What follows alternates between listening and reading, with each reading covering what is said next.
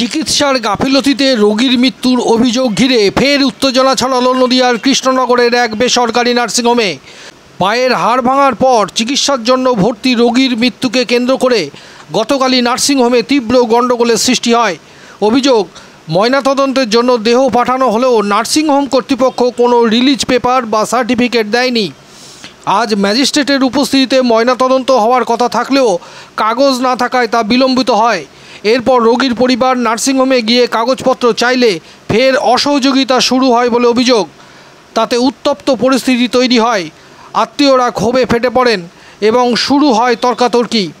শেষমেশ কৃষ্ণনগর কোতোয়ালি থানার পুলিশ ও স্থানীয়দের মধ্যস্থতায় নার্সিংহোম কর্তৃপক্ষ কাগজপত্র দিলে পরিস্থিতি নিয়ন্ত্রণে আসে। উত্তেজনার জেরে আবারও প্রশ্নের মুখে বেসরকারি নার্সিংহোমের দায়িত্ব জ্ঞান। এ ঘটনা সম্পর্কে কী অভিযোগ জানাচ্ছেন পরিবারের তরফে প্রথমে শুনুন, তারপর দেখুন ঘটে যাওয়া সেখানকার চিত্র। ব্যুরো রিপোর্ট, বাংলার প্রতিনিধি।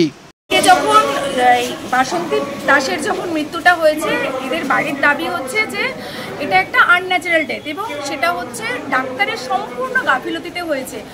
আগের দিন রাত্রিবেলায় মারা গেছে, ওদের কাছে একটা ফটো আছে, যে ফটোই দেখা যাচ্ছে ভিডিওতে যে গ্রাফিকটা কোনোভাবেই হার্টের নাড়াচাড়া করছে না, রুগী মৃত।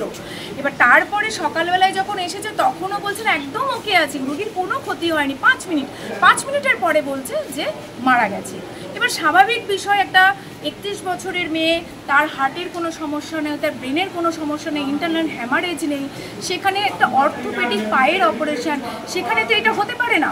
আর এটা তো অ্যাক্সিডেন্ট নয় যে আমি 5 মিনিটের মধ্যে ধাক্কা দিয়ে কেউ মারা গেল, এটা হতে পারে না। এটা হওয়ার পরে এরা কাল থেকে বলছে একটা রিলিজ পেপার আমাদের দিন, যে এখানে আমাদের রুগী ভর্তি ছিল, সেখানে মারা গেছে, সেখান থেকে ওরা গেছে। যাওয়ার পরে হয়েছে, ওরা কাল থেকে চাইছে, পেপারটা কিছুতেই দেওয়া হয়নি। তারপরে কালকে যেহেতু সন্ধে হয়ে গেল, আমরা সুপারের কাছ থেকে অর্ডার নিয়ে কালকে আমরা ময়নাতদন্তটা অফ রেখেছি। এবার আজকে সেটা ম্যাজিস্ট্রেটের সামনে হওয়ার কথা, হওয়ার পরে আজকে সকাল থেকে ওরা যখন বলছে আমাদের একটা রিলিজ পেপার দিন, বলছে 2 দিন পর দেবো, 3 দিন পর দেবো। তারপরে আমরা যখন এসে বলেছি, বলার পর ওরা ওদের তত্ত্বাবধানে ওরা তখন তৎপর হয়েছে এবং বলছে যে আজকেই দেওয়া হবে, আপনারা একটু ওয়েট করুন। তাহলে এই যে এতগুলো মানুষকে হ্যারাস করা হলো, তাই এটার কারণটা কি? তাহলে কেউ একজন আসবে, সে গুছিয়ে কথা বলবে, তার যে সমস্ত রকম মানে টার্মগুলো জানবে, তাকেই শুধুমাত্র, তার সঙ্গে যেহেতু আমি কথাই পেরে উঠবো না, তখন তার কাছে স্যারেন্ডার করবো। কিন্তু এতগুলো মানুষ, তারা তো এত কিছু জানে না, সরকারের এত নিয়ম কানুন তারা জানে না, তাহলে তাদেরকে হ্যারাস করা যেতে পারে। আর এত প্রোটেকশন, তাহলে এই প্রোটেকশনটা এলো কেন? সবচেয়ে বড় বিষয় হচ্ছে রুগী তো প্রতি অহরহ রুগী মরছে, তাহলে এই প্রতিটা রুগী মরতে আর পুলিশ এসে এখানে হস্তক্ষেপ করে? নিশ্চয়ই করে না। তাহলে ডাক্তার কি করে বুঝলেন যে এটা ঘটলে, এই ঘটনাটা ঘটার পরে একটা এত বড় একটা ক্যাওয়াস হতে পারে? তাহলে উনি নিজেই নিজের জালে কিন্তু ধরা দিয়েছেন যে আমি যে ঘটনাটা ঘটিয়েছি এবং আমার যা যা বয়ান, তাতে বোঝাই যাচ্ছে যে মৃত্যুটা আমার গাফিলতিতে হয়েছে এবং আমি যদি পুলিশি প্রোটেকশন না নিই তাহলে আমার একটা বড় ক্ষতি হয়ে যাবে।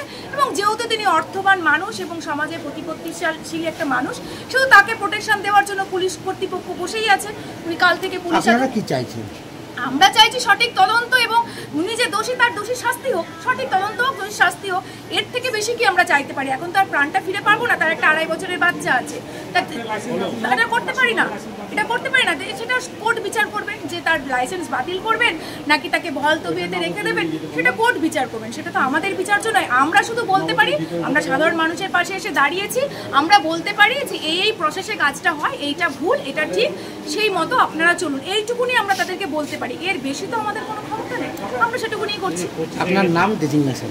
আমি অনুরাধা মণ্ডল, আমি কৃষ্ণনগর কোর্টের একজন লয়ার। ওখান থেকে আমরা বললাম যে যা সমস্ত ফর্মালিটিস আছে সেটা কমপ্লিট করতে করতে সন্ধে হয়ে যাবে। আনন্যাচারাল ডেথ এবং এমন কিছু স্পেশাল অর্ডার ছাড়া সন্ধ্যের পরে মর্গ করা যায় না। তো আমরা বললাম যে অফ রাখুন, যেহেতু তার হাজব্যান্ড আসছে, তিনি আসছেন কালকে সকালের মধ্যে, অলরেডি কমপ্লিট হয়ে যাবে। নার্সিং হোম থেকে আপনার চিকিৎসার হিস্ট্রি দেবে, সেটা কোথায়? সেটা আপনার যখন গার্জেনকে দেবেন, আপনি কি বলছেন? আপনার যে ডকুমেন্টস গুলো দিয়েছে তাতে লেখা আছে, দেখুন কোথায় লেখা আছে? ডকুমেন্টস কিছুই দেয়নি, সেটা দিয়ে সেটা বলুন, কিছু তো দেওয়া হয়নি ওদেরকে। আপনারাই বলছেন, বলবে তো, কথা তো বলবে, বলবে। তার 5 জনের কথা শুনে তো 5 রকম উত্তর দেবে না, উত্তর একটা।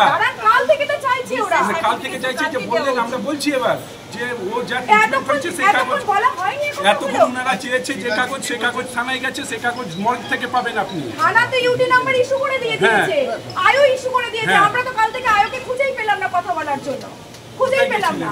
অনেক জায়গায় গেছি, যেখানে বলুন, আমি সেই যেখানে আয়োকে তাহলে জিজ্ঞেস করবো। আয়ো তো নিজে ওখান থেকে আমাদেরকে